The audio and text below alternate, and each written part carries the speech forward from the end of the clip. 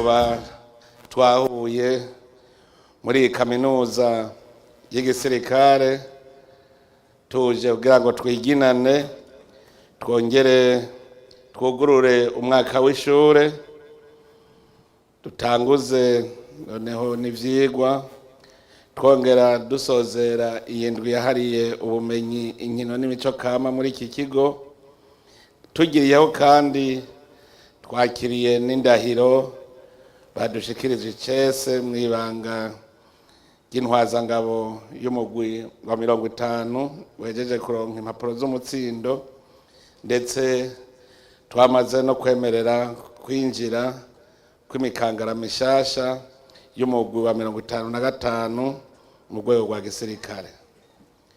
Turashimiye rero mwebwe mwese mwitavye ibi bikorwa, dushimira uwo wese yagize ico akora kugira ngo tube turi muri ibi birori bibereye ijisho kandi vy'ingirakamaro ku gihugu cacu.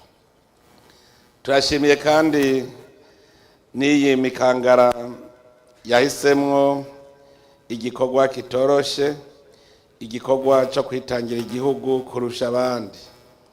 Turakeje cyane abinjiye bashasha n'abahejeje gushikiriza indahiro binjira icese mu rwego rw'intwazangabo mu gisirikare cy'u Burundi. Turahimbagwa no kubona urwaruka rwacu ruguma ruhurumbira igisata cyo kwivuna basi no gukingira amahoro n'umutekano w'igihugu.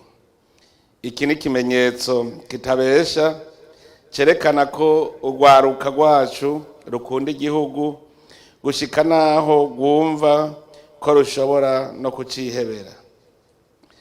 Ivyo twebwe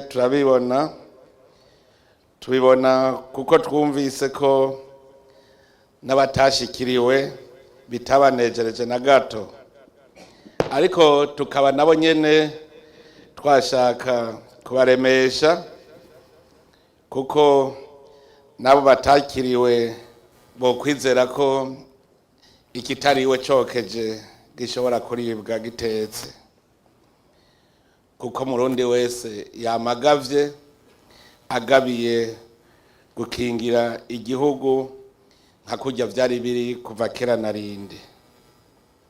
Kera umugabo wese yabazi yuko ari intwara muheto, yabazi ko ari ingabo y'igihugu. Mwanyakubahwa mwese batumire bahire, umunsi nk'ubu uduha akaryo ko kurimbura intambwe yatewe mu gutunganya ibikorwa vyari ku rutonde rw'ivyatekanwa kurangurwa. Intambwe iri shure rigezeko, imigambi yaranguwe, ingorane zagiye ziritambika mu nzira zikabuza gushika ku mahangiro ishure ryari ryiyemeje, ingene ingorane zatorewe umuti cyari ziriko zarondererwa inyishu mu ntumbero yo gutuma rigumana iteka ryo kuba iyo ry'ubumenyi mu vyigwa vya gisirikare n'ivy'ubuhinga n'akarangamutima hamwe n'imigambi yakazoza vyipfuza gushikako. Ni vyiza ko ku mwaka umuntu abona bishasha. Mbere igihe nariko ninjira ngaha nabonye umugambi uri hajya hirya, ubwo nyene naciye mvuga nti hariho bishasha vyerekana ko turiko turatera intambwe. None ndabakeje ko mutaguma muri hahandi nk'akabande. Nta nkeka yuko intambwe yatewe nubwo ingorane zitabura, ariko umuntu wishaka yama yipfuza gutera intambwe kuruta akihatira kujana n'ibihe kandi agahimbarwa n'ibikorwa biranguwe neza. Ico twebwe tubasaba no kuzana irindi buye kugira ngo mubandanye mwubaka mwisunze ibihe tugezemwo, kugira ngo iri shure ribe koko icirore gishobora kwirabibwamwo n'ibindi bihugu vyaba ivyo hafi yacu canke vya kure. Iri shure turipfuza neza ko ryoguma arakarorero mu mashuri ya gisirikare ari muri kano karere ka Afrika y'ubuseruko mu bijanye n'inyigisho, gutyo ryame rihurumbirwa n'amakungu. Mwebwe Mikangara murangije amashuri uno munsi, ubwa mbere tubanje kubakeza ku rugero mugezeko. Tubipfurije kubandanya mutera imbere mu bumenyi, kuko umuntu ntaheza kwiga.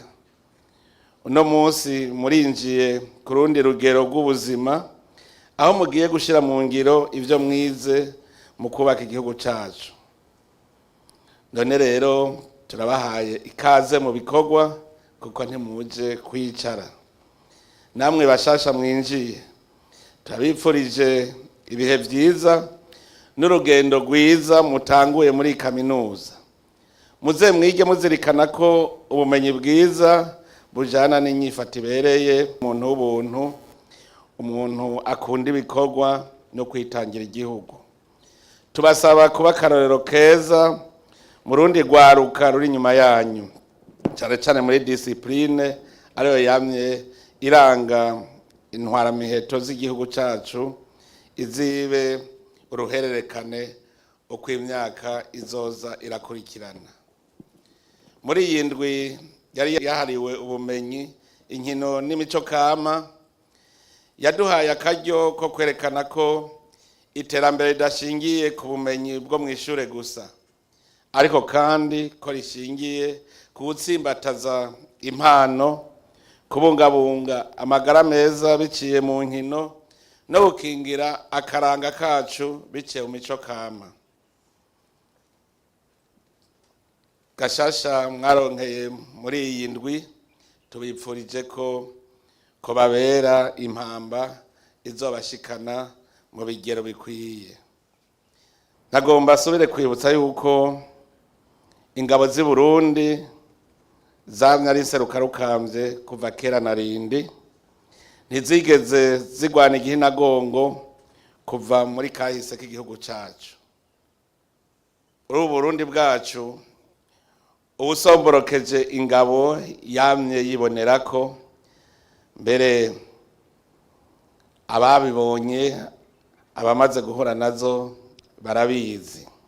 Nagira ndamenyeshe yuko abarundi bose bakenguruka bagashimira ingabo z'u Burundi. Mwariteye iteka kuko mwarerekanye yuko mufise ishaka ryo gukingira igihugu, kandi mufise n'ishaka ryo kutagwanira mu magi, muzi gukingira igihugu kitarategwa. None rero ku izina ry'abene gihugu nagira nshimire ingabo z'u Burundi, kuko zama ziriko ziraha iteka igihugu. Ingabo z'u Burundi zaragiye gutabara mu makungu. Ingabo z'u Burundi ntizivuna umwasi gusa, ziratabara ubuzima bw'abene gihugu mu bikorwa by'ubuntu, ndetse no gufasha n'abene gihugu basubiranyemwo gusubiza hamwe. Ingabo z'u Burundi ivyo zikora sakubu gusa, nivyo zose kuva kera na rindi. Ngira ngo turasoma mu kahise ka Burundi, nubwo abadagi bahavuye bashinga intwaro ya gikoroni mu Burundi, abarundi ntibigeze batega umutwe nk'umumobwa. Baragwanya ingwano idasanzwe imyaka hafi indwi, barerekana ubutwari n'ubuhizi mu guhangana n'inkoho z'abadagi. Murazi yuko nogira ngo badutware barinze kugira ibiganiro, arivyo vyashitse ku masezerano ya Kiganda. Umwami agoma ari umwami w'u Burundi, abadagi nabo batwara ibijanye n'intwaro. Birakenewe ko abakiri bato n'abandi kumbure batazi amateka y'abami n'ingabo zabo bagira ubutwari budasanzwe, tuza turabayagira ku vyaranze ba sokuru. Nk'umwami Mutaga Senyamwiza n'ingabo ziwe zitwa Ibenga Ntarindwa, yarateye keshi igihugu kibanyi ca mu buraruko ubutwari bw'abatezi b'umwami ntare rugamba rudatsindwa yaguye igihugu mu ngwano yagwanye impande zose. Hariho ubutwari n'ubuhizi bw'abadasigana b'umwami Mwezi Gisabo mu gusubiza inyuma Rumariza no kugwanya abakoroni n'abadagi. Ndetse mu ngabo z'u Burundi niho hatanguye kwibonekeza intwari ya mbere yiguze umwami, intwari Bihome, aho yabonye yuko hako umwami agandagurwa ari we yopfa bwa mbere, aremera arigura igihugu, arigura n'umwami. Birakenewe rero ko turamenya ayo mateka, kuko murumva yuko abakera badusigiye iragi rikomeye ryo kudatsindwa. Ivyo navyo bikatubera akarorero. Ubutwari bwabo butwigisha ko igihugu gikomera kikaba igihangange iyo abana baco bagikunda bakagikorera kandi bakemera ko citangira. Nta nkeka rero ko n'abandi babibona ko ingabo z'u Burundi zagumanye ubwo butwari, kuko niyo zija gufasha kugarukana amahoro ziratuza umwasi yananiye ibindi bihugu, zigahasiga izina ryiza kubera imigenzo myiza iziranga no kwitanga zitiziganya mu bikorwa zijejwe.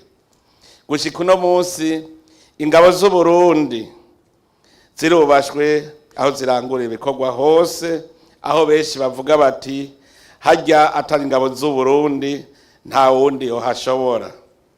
Muribuka ko mu minsi iheze igikorwa cacu muri Somalia cari caheze, ariko kubera ubutwari batuzi ko vyabaye ngombwa ko amakungu adusaba ko twobandanya dufasha muri ico gikorwa gisaba ubutwari no kwitanga bidasanzwe. Eka no mu bindi bihugu ingabo zacu zagiye gufashamwo nka Central Africa canke aho hakurya Kongo bari kugura ingabo zacu. Ingabo zacu rero abazibonye barazizi. Nico gituma imikangara mwese muri ngaha ubu nakanya ko kubibutsa ko muza ku bushake bwanyu, muza muje kuba intwari z'igihugu. Urinze uza rero muri kaminuza kugira ngo witegurire kuba intwazangabo, bisaba kwitegurira iryo banga ku mutima ubwa mbere no mu kwerekana ubukerebutsi n'ubwira mu bikorwa, kugira ngo bizofashe kurongora abandi no gufata ingingo igihe kigeze, kuko intwazangabo bama bayifata gufata ingingo, ico twita decision rapide. Nico gituma intwazangabo yama yarikanuye iminsi yose ikabizi ibishobora gushika n'ingene ashobora kuvyifatamwo. Mu vyirwa muroswa birabungura ubumenyi butandukanye, mukaronkera ingeso nziza, urukundo hagati y'abasangiye urugendo, umutima wo gukunda igihugu n'ibindi. Ivyo nivyo bizobafasha gushikana ikivi mwiyemeje. Icivugo ciza cuno mwaka mwahisemwo kivuga kiti iskam, ihangiro ryo kuramura intwazangabo mu ntwaramiheto zifise ubushobozi n'ubumenyi byo gukingira igihugu. Iki civugo ku bwanje numva cikwije, kuko intwazangabo nizo zifata iya mbere mu kugwanira igihugu kanatsinda. N'abakurambere barayamaze bati ingabo zitagira umutware bazita impehesa. Kwiga muri kaminuza no kwimenyereza kuba nk'intare, ikimenyetso twasigiwe n'umwami wa mbere w'u Burundi, kuba intare. Intare y'ingabo ntija guhiga, ikingira akarere n'umuryango. Nico gituma kuza ngaha utabuje kurondera ikizogutunga mu buzima, ubuje kwimenyereza kwihebera abandi, ugatanga ikizimvye kuri wewe ari bwo buzima. Aha rero ntimwaje kuba bacangero. Bacangera ikibaranga no kugira yegere ngo ahembwe menshi. Intambwe ni serugo. igira amahoro ibonye abana bose batekanye. Niyo nyina w'abana avuye guhiga, intare iguma icungera ko atafyisi zihunahuna ngo zegere aho abana bariko barafungurira. Nico gituma ingabo z'igihugu zikingira n'itunga ry'igihugu ngo ntihagire uwuva hanze aza kurisahura. Intare ntigira amahamne n'udukoko duto duto, ahubwo ibona ko ari yifisi inyishu y'ibibazo byose by'ibikoko byo mw'ishamba. Nico gituma idahugumbwa. Intare si umwami wo mw'ishamba kubera ubunini ifise. Ahandi hoho inzovu n'imisumbarembo nivyo vyari kwiganza. Si kandi umwami kubera inkomezi nyinshi ifise. Ahandi hoho imbogo yo kwiganza ishamba. Intare ni umwami kubera inyifato yayo, irumva ko ari inyishu muri vyose. Mubitegere neza, intare ntiri umwami w'ishamba kubera ubunini canke kubera ubukomezi, ni kubera inyifato yayo. Intare kandi ntirya icitihigiye kandi ntirya ivyaraye. Nico gituma yama inonokewe kuko irironderera bishasha. Mwebwe rero intwazangabo z'u Burundi n'abakuru b'intare, ni mwebwe muri ba serugo. Inyifato yanyu niyo ibaha icubahiro. Ntimuze muvuge rero ngo nuko ngo mufise ngo agahugu gatoyi ngo muce mwibaza yuko mudakomeye. Igikomeye ni inyifato. Aha rero mwaje kwimenyereza kuba intare ngabo, kuko kuba intare abarundi nivyo bose mwibere. Abakenyezi muriko muratera iteka igihugu mu kuba ingabo z'igihugu, bakabona yuko mu Burundi atanumwe asigaye inyuma. Kugira rero mushike kuri iryo hangiro, mutegerezwa kuba mwararonkejwe inyigisho zihagije kugira muzobe mushobore namwe kwigisha abo muzoba murongoye. Ingorane mufise muri kaminuza twazumvise kandi twazifashe nka nkama. Mubimenye yuko atangorane atagikorwa. Ubonye ingorane mu ndujejwe uburosa buhera mu gukora. Umugabo atazi guhangana n'ingorane nta mugabo barimwo, kandi ngo umugabo n'uburinda akaje. Numvirije ibibazo mwahuye navyo muri uwo mwaka, kandi no mu gihanganye numvise ari bikeyi cyane, ibaza yuko muzohava mugira ibikorwa bike. Rondera izindi ngorane mugume musuzuma muzibone kugira ibikorwa bibe vyinshi. Murabizi mu gisoda iyo mwumvise umwase muca muvuga ngo ikiraka kirabonetse. Tubonye rero ibibazo ikiraka kiba kibonetse, tugume rero turondera cyane cyane ahari ibibazo kugira tubitorere umuti abene gihugu banezerwe. Nivyo murakene agacumu k'ubumwe, kuko na za ntare nababwira kugira zishobore zikorera hamwe. Muze murabe intare zigendera mu mugwi, zigakorera hamwe, zikarinda igihugu. Murumva yuko namwebwe mukeneye agacumu k'ubumwe karaba cyane cyane n'abandi barundi. Ku ruhande rw'inzego z'igihugu natewe iteka ryo kurongora. Ntaco izo nzego zitazokora ngo igisirikare cyose harimwo n'iyi kaminuza y'intwazangabo mu ntwaramiheto iskamu kugira ngo came gitera imbere. Turafise kumuzirikanye yuko ibi bihe tugezemwo igisirikare kigera mu bihe nyene tugezemwo.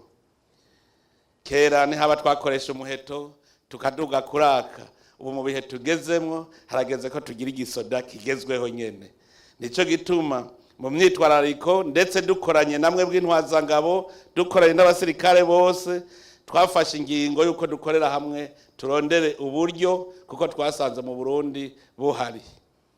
Ejo rero aho bukera ndabashira ku kivi twarabonye itunga ry'Uburundi aho riri, twarabonye yuko ahanini rishingiye ku itunga kama Imana yaduhaye. None rero tumaze iminsi tubijenama n'umukuru w'urwego rwo kwivuna basi, ndetse narabonye ko mwamaze gutangura iki gisata cy'ubutare, naho nabanje gushira imbere urwaruka. Igisirikare cy'u Burundi shaka ko arico gifata iya mbere gushikaho kizovuga kiti twebwe rero twatumye Burundi kibe igihugu giteye imbere. Ibikoresho tuzokoresha tuzobikura mu byo twirondereye. None rero muve hasi, kuko abari baranyegeje iryo tunga kama narumvise ko bataguye gusharika, kuko ariko ingabo mwaramaze gutangura kwimenyereza muri uwo mugambi. Rero uyu munsi utubere uwo kuzirikana ko igihugu cyacu gikeneye urwaruka rufise umutima wo kugikorera, gukingira umwasi no giteza imbere. Ugukunda igihugu niwo muheto wa mbere intwaramiheto yose itegerezwa kwambara.